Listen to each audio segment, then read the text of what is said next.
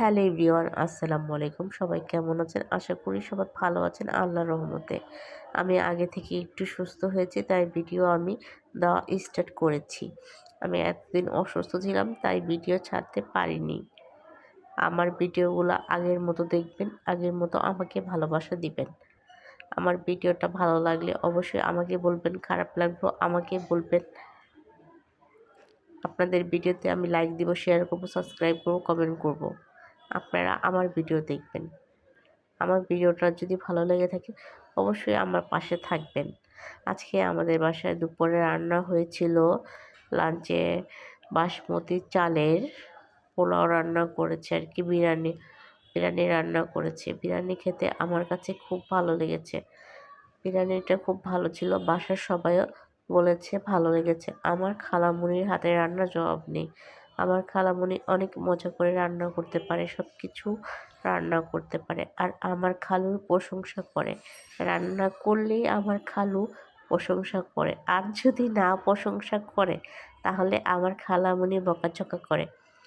কিন্তু আসলেই খালামণির হাতের রান্না অনেক মজা হয়। ওনার হাতের রান্নার জবাব নেই। আমার চাচির হাতের রান্না তো আরও ভালো। আপনারা অবশ্যই ভিডিওতে বলেছি, দেখেছেন। আমার ভিডিওটা যদি ভালো লেগে থাকে অবশ্যই আমার পাশে থাকবেন।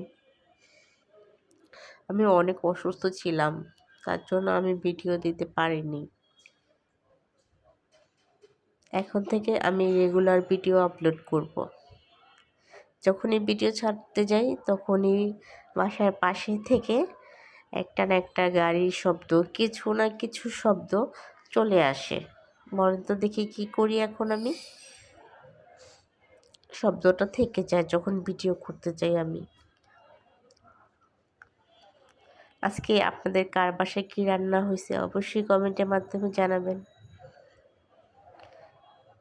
আর কি বলবো,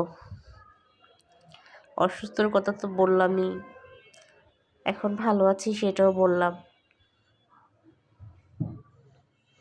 কালকে একটু বাইরে গেছিলাম, সেই ভিডিওটা আপলোড করেছি। সবাই সেই ভিডিওটা দেখবেন, আমাদের দুজনকে লাইক দিবেন, শেয়ার করবেন, কমেন্ট করবেন, আমাদের পাশে থাকবেন, তাই না?